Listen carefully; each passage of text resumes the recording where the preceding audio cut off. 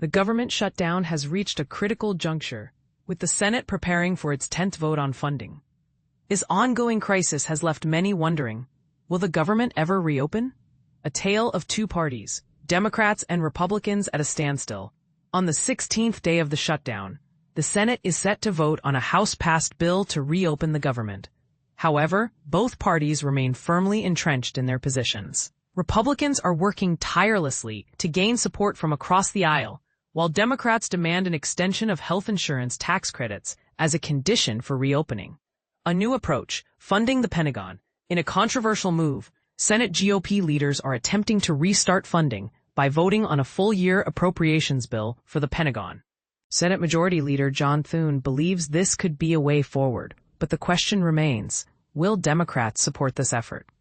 The impact on federal workers and the military. Amidst the shutdown, FBI Director Kash Patel announced that FBI agents would continue to receive their paychecks.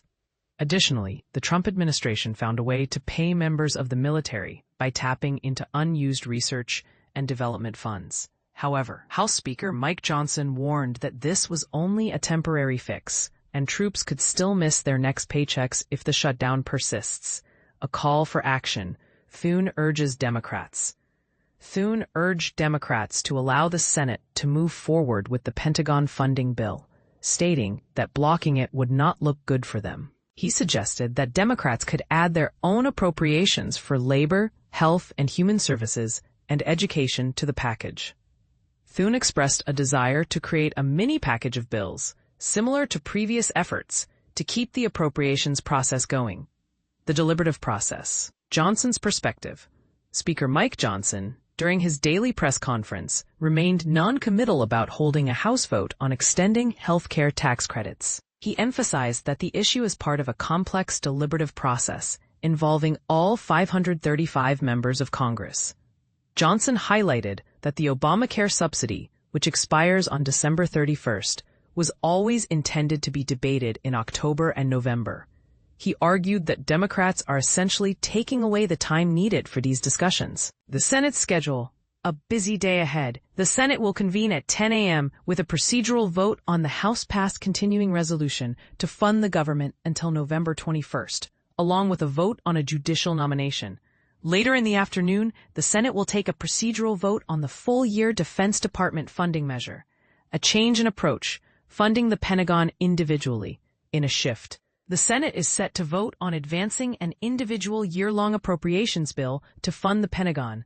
This new approach aims to address the ongoing shutdown, which has left many federal workers and agencies without funding. Thune's guarantee, a vote, not an outcome.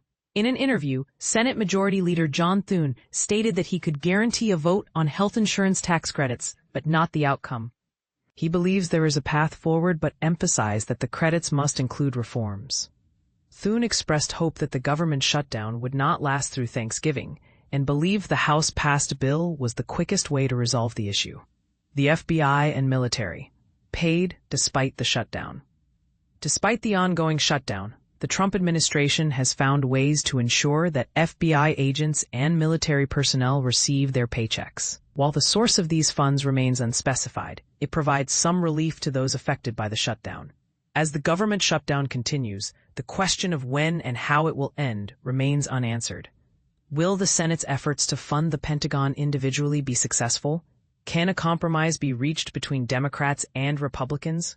The fate of the government and its workers hangs in the balance.